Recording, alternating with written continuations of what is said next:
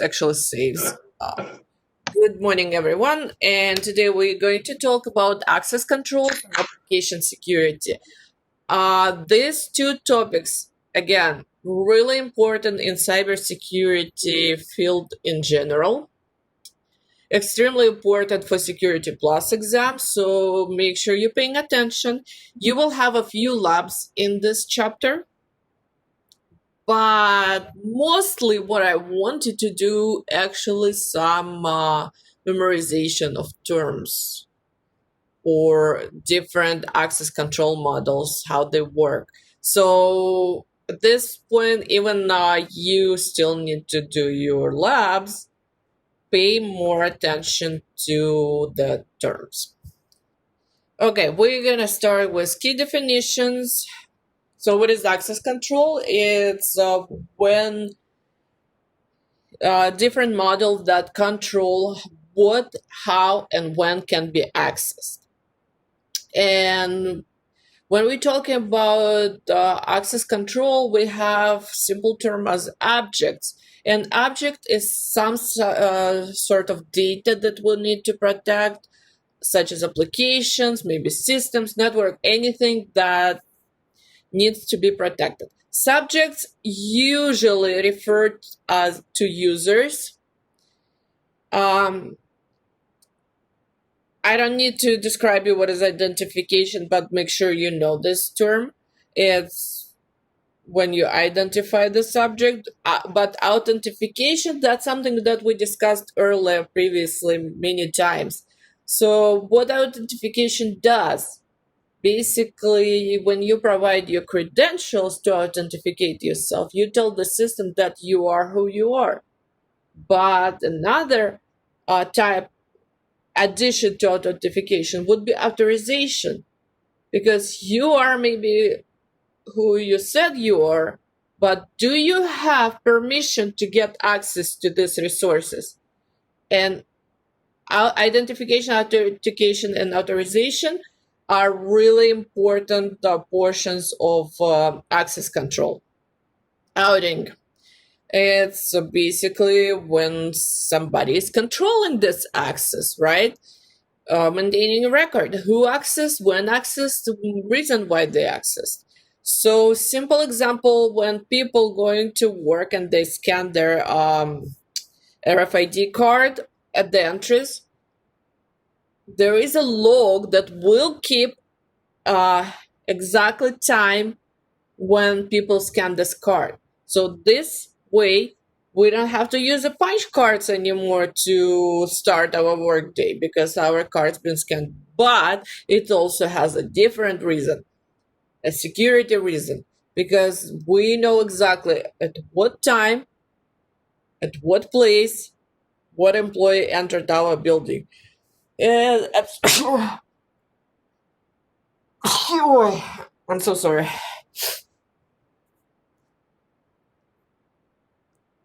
So access control policy. And it is important because we can implement different types of policies to access our data, our building, our resources. And there are different policies, but you also need to know what types of access controls implemented. So preventive access control is fairly easy to understand. That basically defines uh, what can what rules can be implemented to make sure that the object access only what they need to access, and make sure that we prevent um, anybody else to be able to access to these resources unless people who authorize to do this. uh, Detective access control.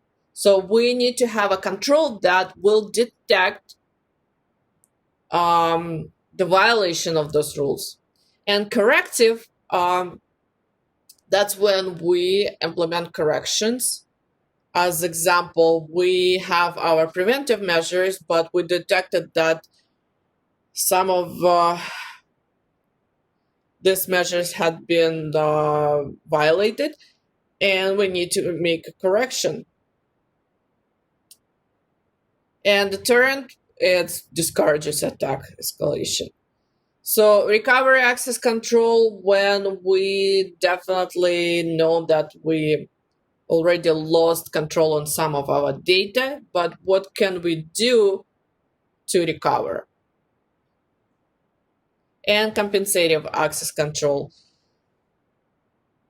Uh, Basically, how you can compensate what have to be, like what was done and didn't work, and how you can compensate that. As I said, this something you have to absolutely memorize for the exam, because um, it is going to be an exam, and access control is huge portion of questions. So you may have like up to 5 questions out of 90 just on this um, topic.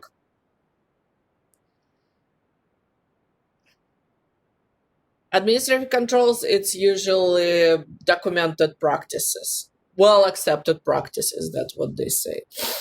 So when you say administrative controls, it's usually a document.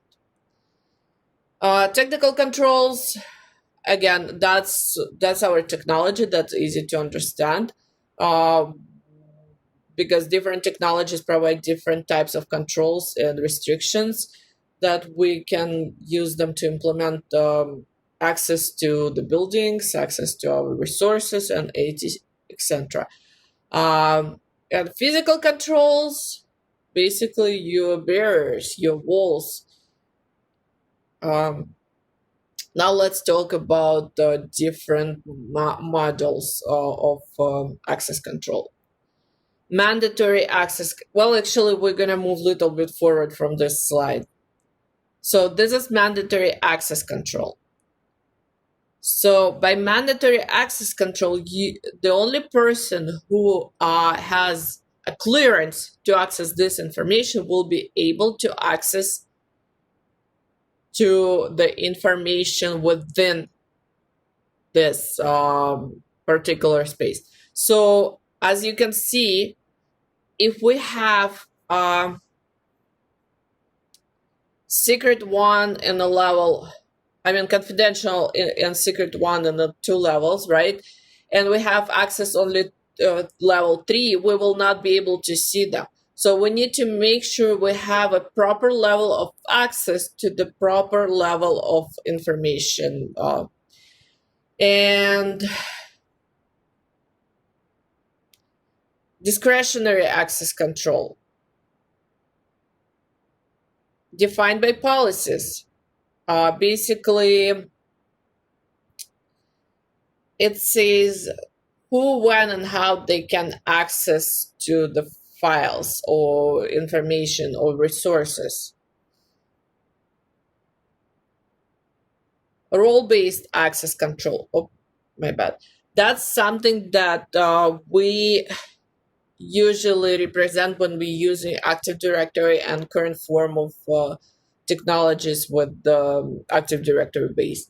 So we get access to the certain information based on our role. So I told you many times before, as instructor, I have access to the resources on our servers that students don't have. So based on my role as an instructor, I have a little bit more access to some of your files, such as your grades, your personal identified information, as your phone numbers, your emails, in case I will need to contact you. As a student, you don't have access to this information as your role student to the same level of information to other students. So that's another slide that explains the role access. Oh, that's a rule-based access. That's a different type. When we talk about rule-based, we can think about firewall. So if we say the rule If port 25 is closed, then nothing can be accessed. We will not be able to get any information through the port 25. That's it, because that's a rule that describes that. Attribute-based access controls.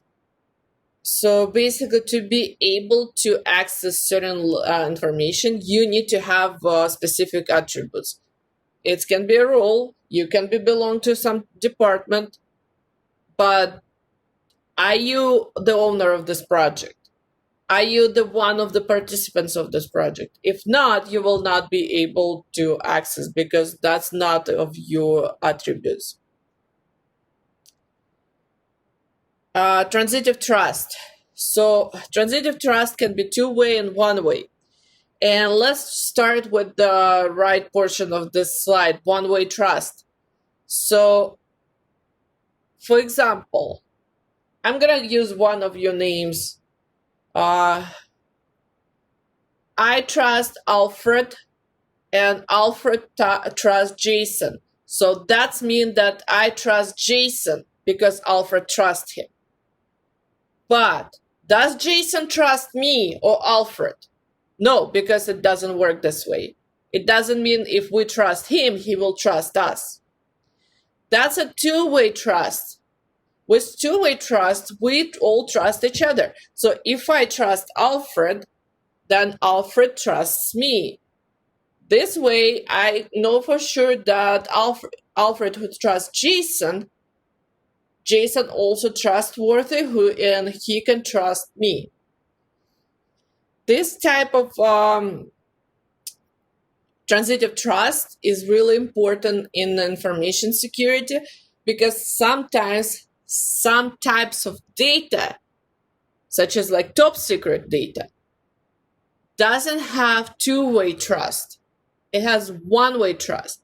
So if we have top secret document and we trust person A with this top secret document, absolutely doesn't mean that person B will be trusted with this document if even person A will trust the person B.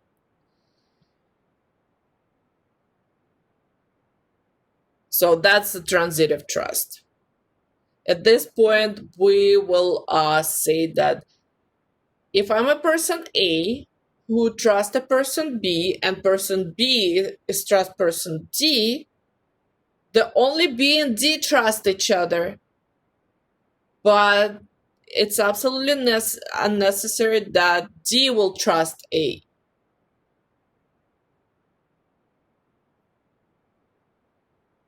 Authentication.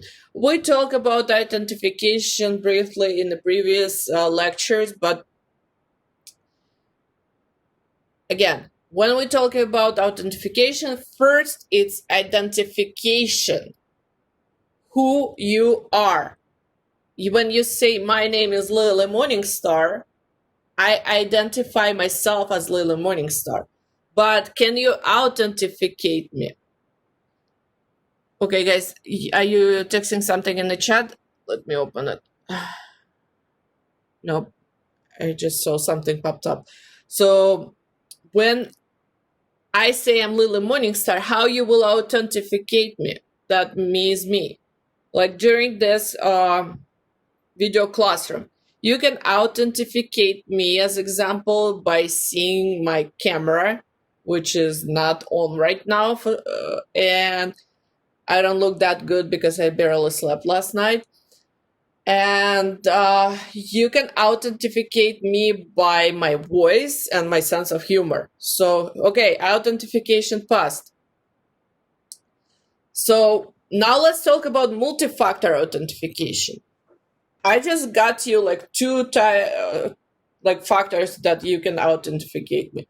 My sense of humor, the jokes that I tell all the time, and my voice. So you already have two factors.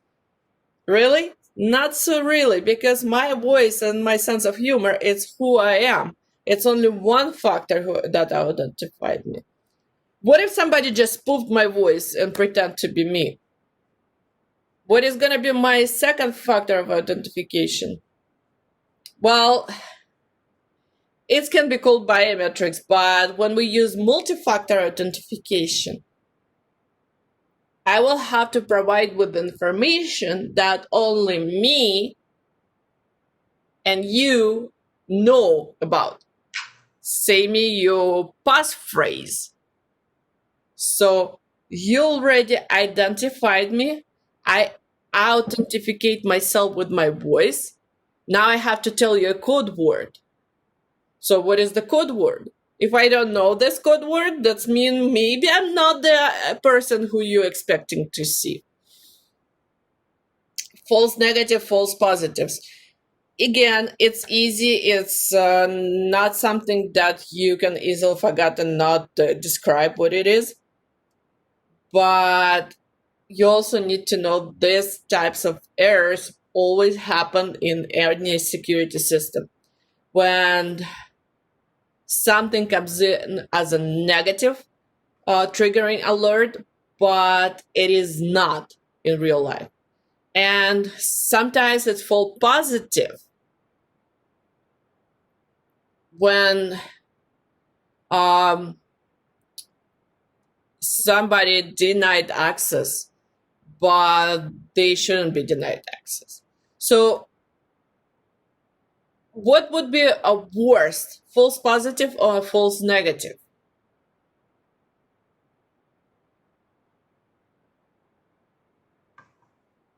Absolutely false. Well, in access, false negative, like if I'm trying to access, but you're saying, no, no, no, you're not who you are, I might try again and access because I know I am who I am.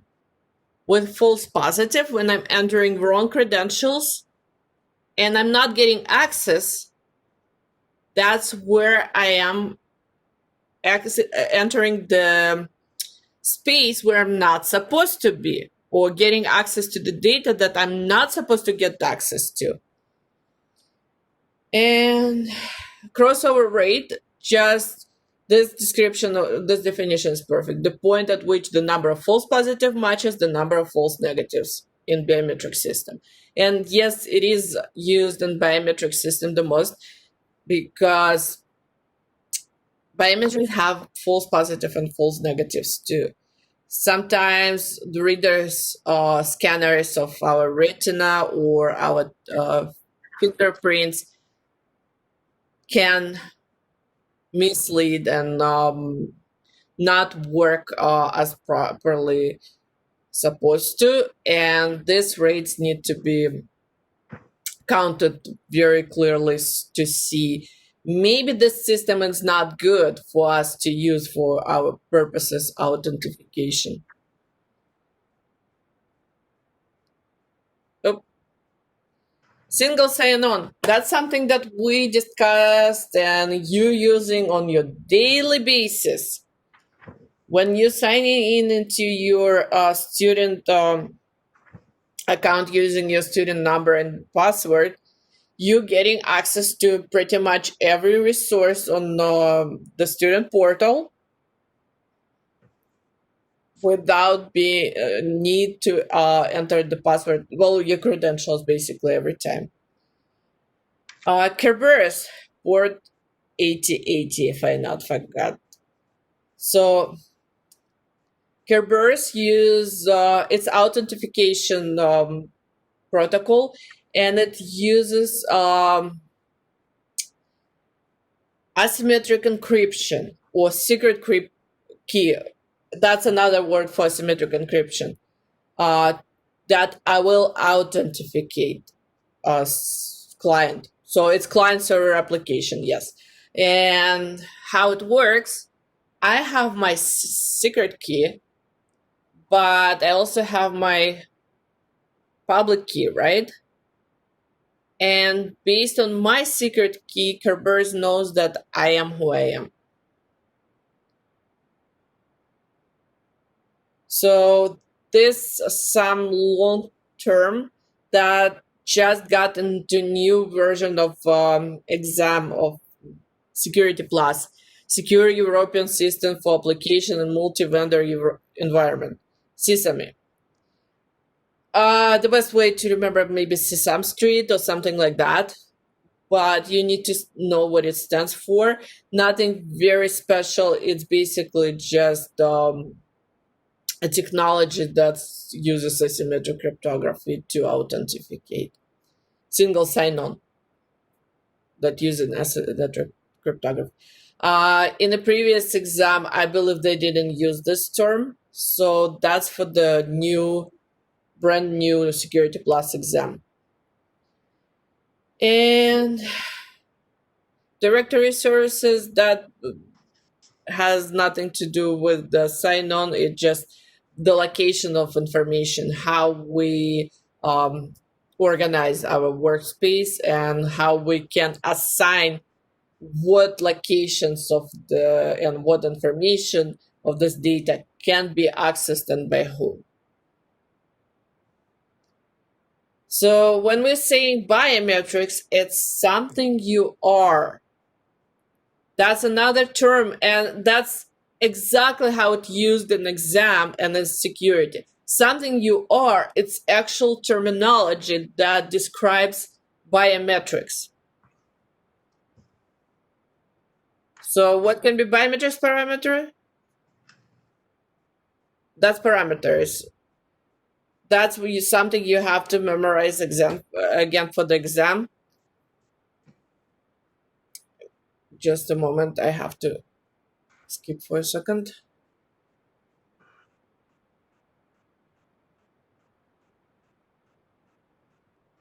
So here's, you can see on the slide, biometric parameters. Universality, uniqueness, permanence, collectability, circumvention, and acceptability. Basically, that stands for that your biometric parameters cannot be changed, and it's only something that identify you and only you and no one else. Something you have. Again, that's exactly the term that we would use in exam. That's the term that we use in profession. Something you have, it's like your physical assessment, something you have. Maybe your digital certificate, maybe it's not like a physical, right, digital certificate, but sometimes it is. And sometimes it's printed physical certificate that you hidden in a safe. Smart card, when you're going to work, you have your smart card, or smart token. Maybe to access your computer at work, you have to insert your token, and so on. Something you know refers to the password or PIN number, or some information, maybe your personal information. Like sometimes when you forget your password, they would be asking you like, what is your mother's maiden name, right? So it is something you know. Unfortunately, sometimes information that you know can be known by someone else. That's why we need multi-factor authentication. And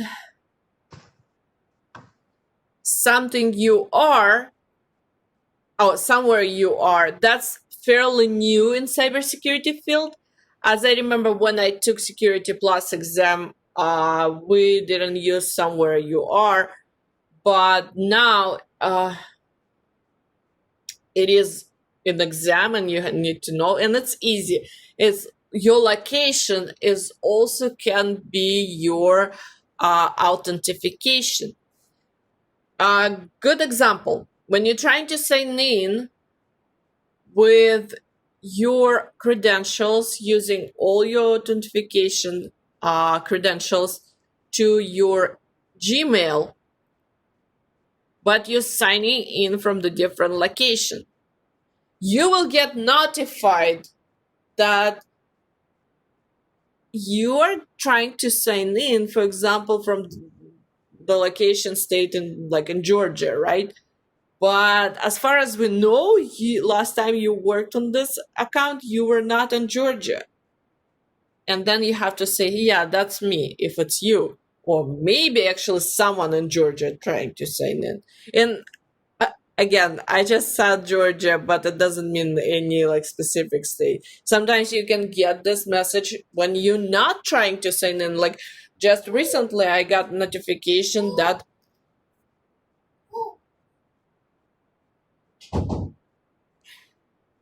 sometimes you get notification that somebody is trying to sign in from different country. And if you know you're not in the different country and you're not using VPN, which might make your system to see that you're in different country, that might raise a question. What if someone actually trying to access your data from your email at this point? And something you do, again, something you do back in 2012 when I took this exam was not an exam, but now it is in the Security Plus and CISSP and all security exams. That's your physical performance, like typing test, handwriting test, or something like that. Your signature could be also like something you do because it's identify specifically how you write your signature. And single sign-on, there is different types of using single sign-ons, but all you need to know, you have a one sign-on device that will get you access to everything. So care bearers will provide you with the token, and with this token, you will be able to access to different resources on the network. Your smart card can be used to scan this smart card on different devices in your network to be able to get access. For example, print on different printers. That's another authorization services. We're gonna skip this.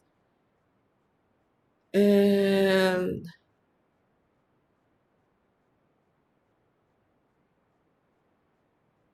authorization. So we just had to talk about authorization and a little bit more about that before we will go to the application security. So when we use authorization, we have access control list, the list that defines users and groups that have access to the specific information. And permissions, it's basically that define who, when, what type of information can and what they can do with this data. So, for example, you may have permission to access and read some file, but you absolutely don't have permission to download this file or make changes to this file. So that's a basic example of permissions, but it can be extended to the next level when permissions can be defined more complex level. So DACL is discretionary, basically based on users and groups. And as I said, when permissions get more advanced, that's gonna be your description access control list based on who you are, what you do. Are you the owner of this information, and so on.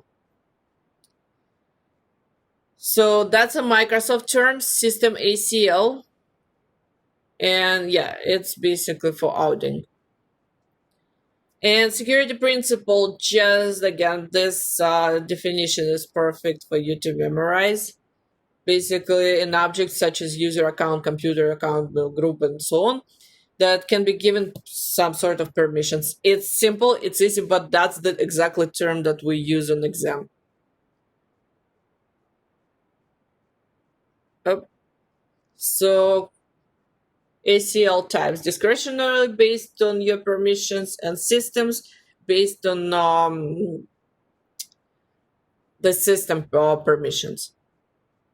So with discretionary, you might have access to a certain level of information based on who you are. With the system, it's different because system identifies if you cannot access to it. And that's how you receive system token. For example, you need to access to certain resources or information on the network, and you will receive a token if you allowed to be access to this. And sometimes you need to be within specific security group to be able to receive this token. Why we receive token? Because token it's like temporary granted permission. So that doesn't mean that you can use this token forever. This token needs to be expired to in purpose to keep our system secure. Okay, we're gonna skip a few slides because they just repeat themselves.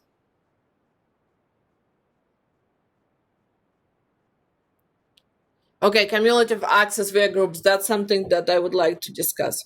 So, for example, if you part of the group admins and all admins in this group have exactly the same permissions to access data, that's mean you at any time as anybody else in your group will be getting exactly the same access to all these resources. So when we assign permissions, we are not concerning only one single person who will assign these permissions, but we will actually considering more than one person. We're gonna consider including inclusive group of people who will have exactly the same permissions. And when we're gonna go next week through the Active Directory, that's exactly what this access rules apply. And now quickly, super quickly through the web application attacks and generally web application. So some terminology here, and then we're gonna just jump forward to something completely different from the slides that I want you to pay attention more than these slides at all. So here are some key definitions on what types of attacks you can have on the web application. And web application today we call any website. So pretty much any website that has more than just HTML text is web application. So if it has some sort of web functionality besides being a text itself, it is web application. And web applications have vulnerabilities that easy to exploit if they not properly written, if they have flaws in code. So let's just do this key definitions.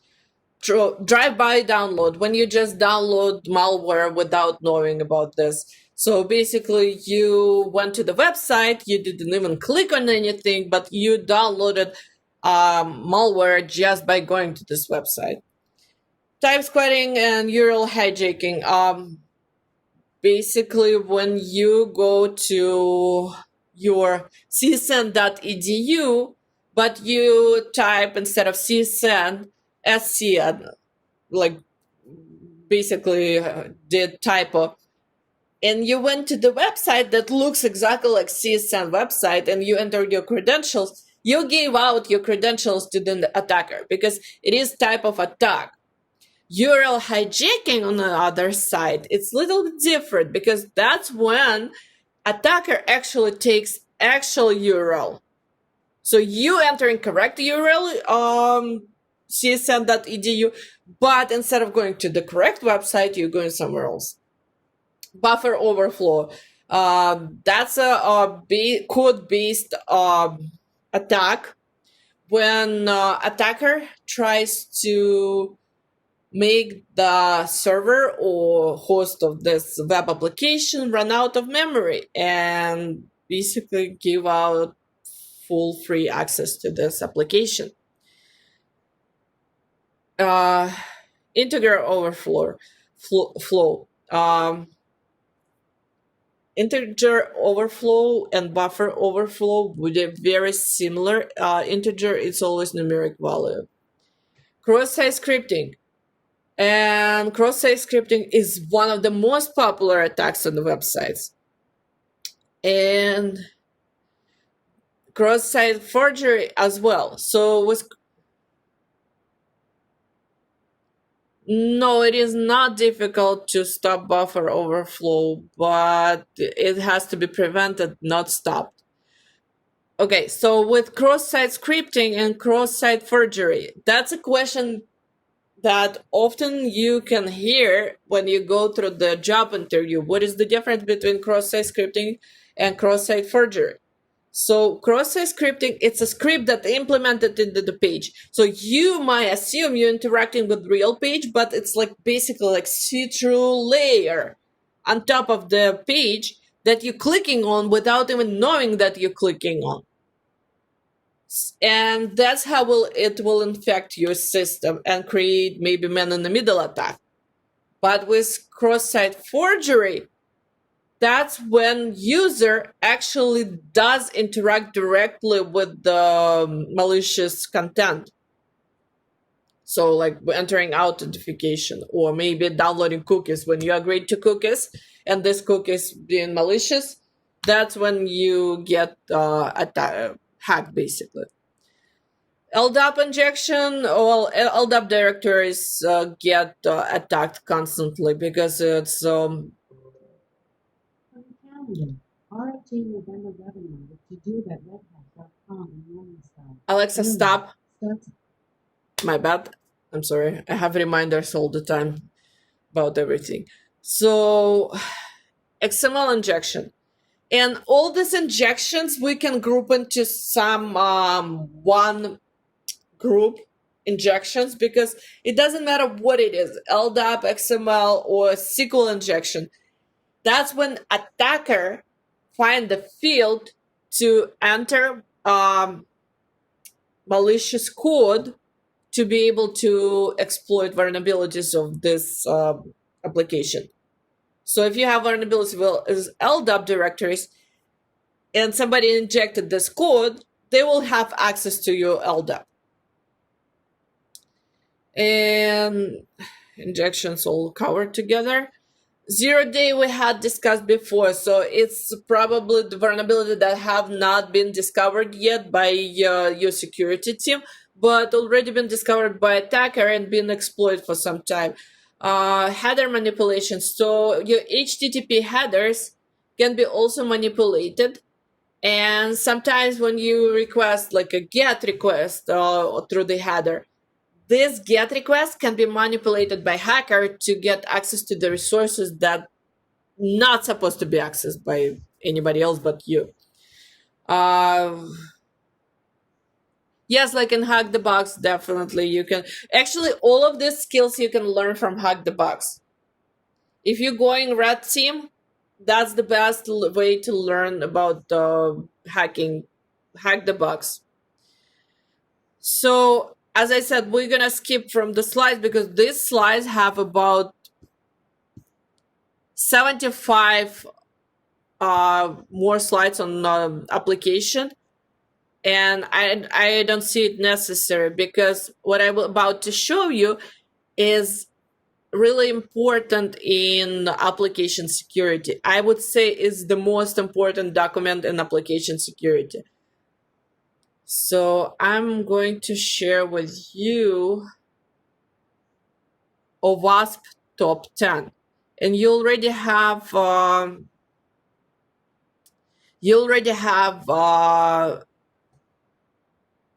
I don't see fire. Okay, you already have link to this document in your canvas. OWASP top 10 2017. You might say it's outdated. Today is 2020, but no, it is not. It's still used, and all vulnerabilities that used in this top 10 document, they still exist and heavily exploited in anywhere in application security. So if you're targeting application security, that's your number one document to study. Where did you say we have a link to this? It's in Canvas, week 11. Oh, okay. Make sure I have it. I don't know I published or not. Let me check.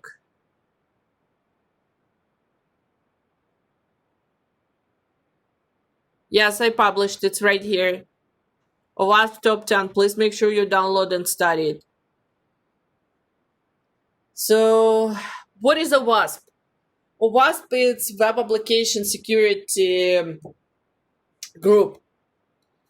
As a student, you can join this group for $25. They have quarterly meetings and they provide a lot online resources. So it's like open source group. My good friend is running for the director position of this of us. And last year, one of my good friends became a director of on the board. I mean, director of board of this. So this organization, all they do, they teach others how to protect applications. They teach others how to exploit vulnerabilities in order to learn what can be done to protect it. And of course, they study attacks on applications. So entire organization just based on web application security. And in this document, you will be able to go to all pages that will describe. Here is the difference between 2013 2017. 2013 had been depreciated. 2017 is something we still use, and it will explain it to you how application security vulnerabilities work, how risks calculated, how if you find vulnerability, how you will identify the level of this vulnerability, like difficult, average, and 3 is easy to exploit. And here's the list of top 10. But besides this list, you will have like full description of each vulnerability. So the number one vulnerability in 2017 and now today is injection. As I said, we're gonna say that all injections that were listed in the slide as a SQL, LDAP, and so on, as a single group, because that's exactly what it does. It's single group when somebody injects a code into application and will be able to access resources that hidden behind this application. It can be SQL database or it can be your LDAP directories. And here you can find what it is, how it works, and how to prevent. And if you don't know exactly how to prevent and you want to learn more, here's some references that you can go to all these links and study a little more. Next, what do you want to do? You want to go to owasp.org website, and you will want to download their specifically made for practice vulnerable web application. It's called WebGod. So if you like to practice web application hacking and web application security as a maybe web designer and web developer in the future, because I understand my class take not only people who want to be cybersecurity professionals. We have developers who take this class because we need to make sure our developers develop secure web applications. So you go to awasp.org and download WebGod and try to penetrate this WebGod. And then you will need to sort of realize what can be done to secure it. And now I'm going to stop recording because my kid requires attention and he's like literally knocking on my office door.